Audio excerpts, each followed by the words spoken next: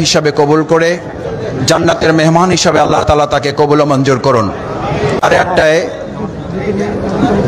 এশার নামাজের পর তার বড় ছেলে ব্যারিস্টার এহসানের ইমামতিতে সম্পন্ন হয়েছে।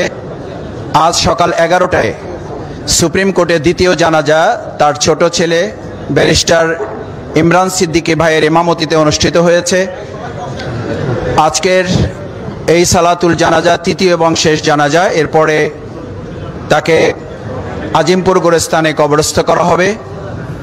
এখানে ইমামতি করবেন বাংলাদেশ জামাত ইসলামীর সম্মানিত সহকারী সেক্রেটারি জেনারেল বিশিষ্ট আলেমী দ্বীন জনাব মাওলানা এটিএম মাসুম।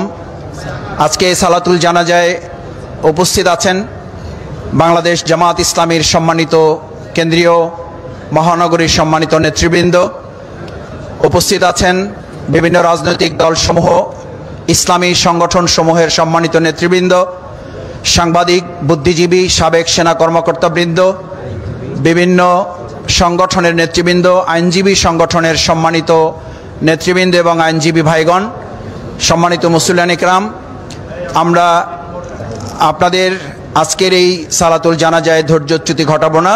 খুবই কম সময়ের মধ্যে সালাতুল জানাজা শুরু হবে। এ পর্যায়ে আমাদের সামনে কথা বলার জন্য সংক্ষেপে অনুরোধ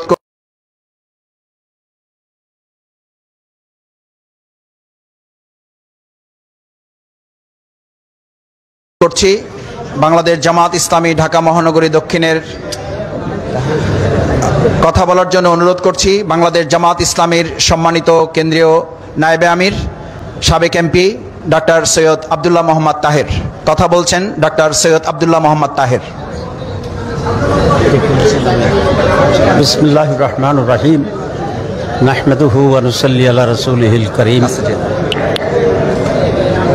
আজ অত্যন্ত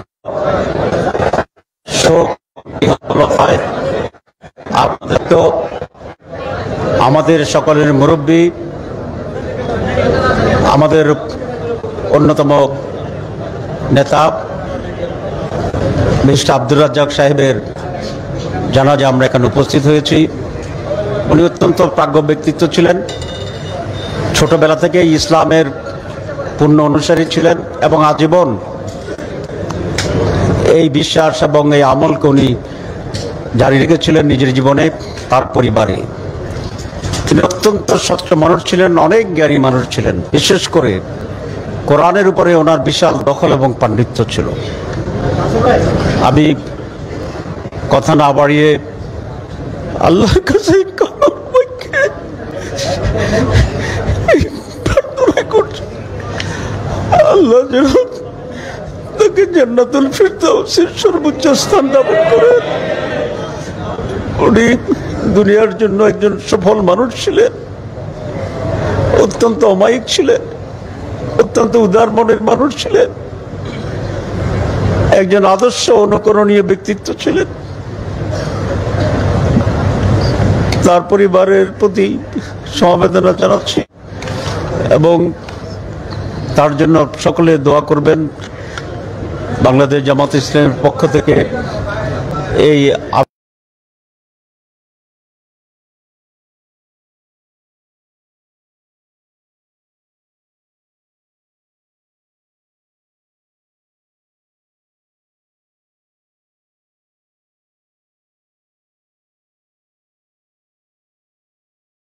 আবেদন আপনাদের কাছে যাচ্ছি।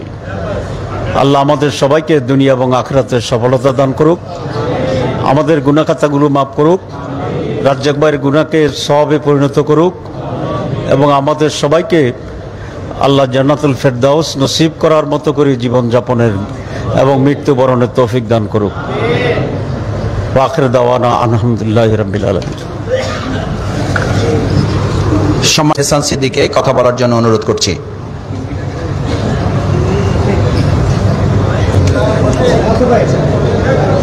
বিসমিল্লাহির রহমানির রহিম। আসসালামু আলাইকুম। আজকে আপনারা আমার আব্বা ব্যারিস্টার আব্দুর রাজ্জাক সাহেবের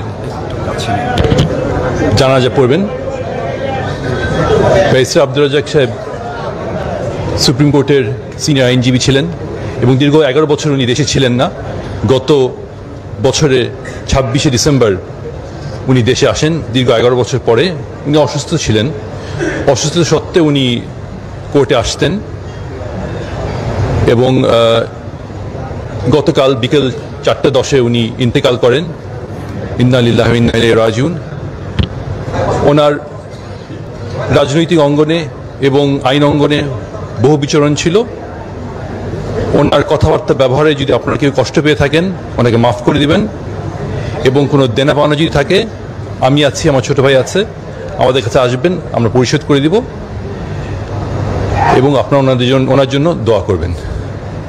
আসসালামু আলাইকুম।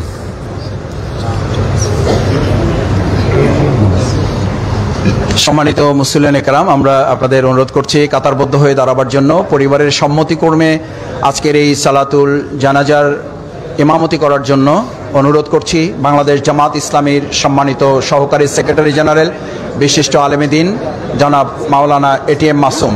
জনাব মাওলানা এটিএম মাসুমের নেতৃত্বে এখন সালাতুল জানাজা অনুষ্ঠিত হবে।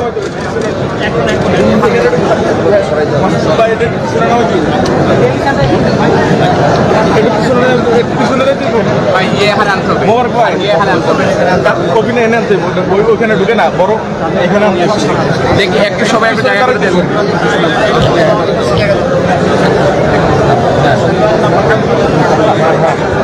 মাইকটা সবাই মাইক সরাও।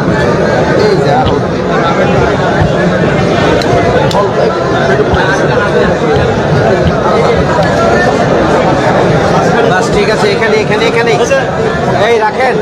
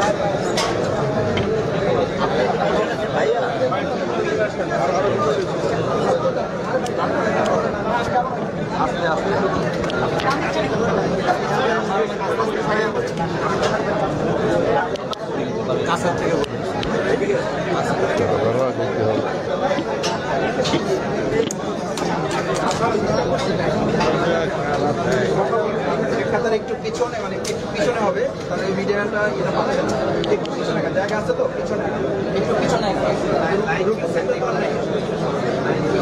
কাতার সোজা করুন, কাতার সোজা করুন।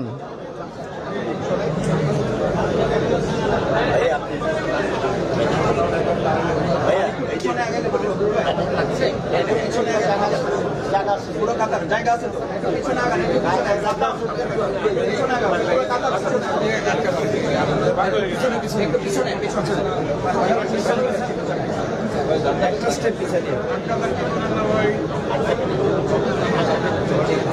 সালাতুল জানাজা শুরু হচ্ছে, আপনারা কাতার সোজা করুন।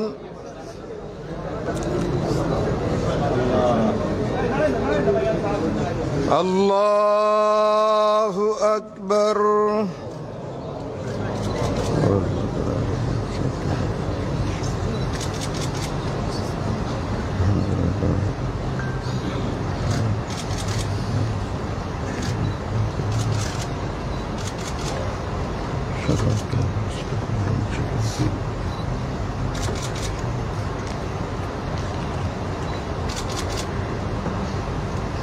আল্লাহু আকবার।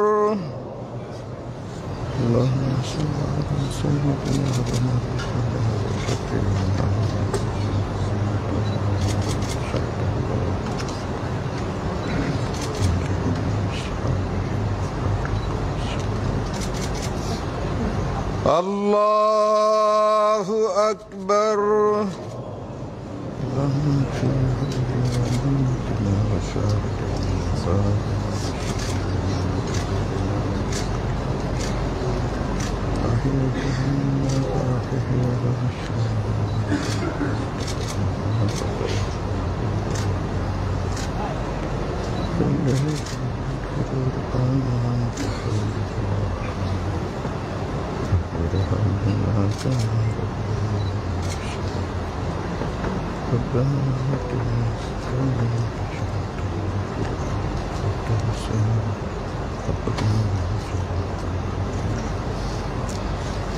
আল্লাহু আকবার।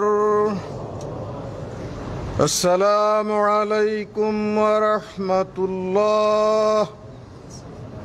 আসসালামু আলাইকুম ওয়া রাহমাতুল্লাহ।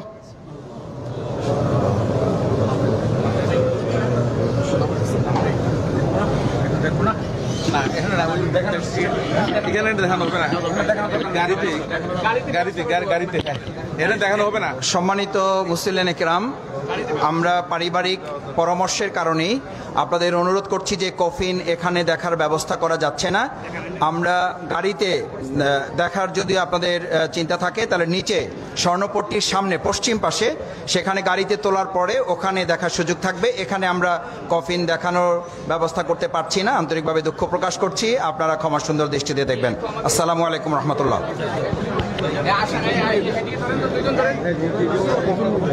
কফিন নিব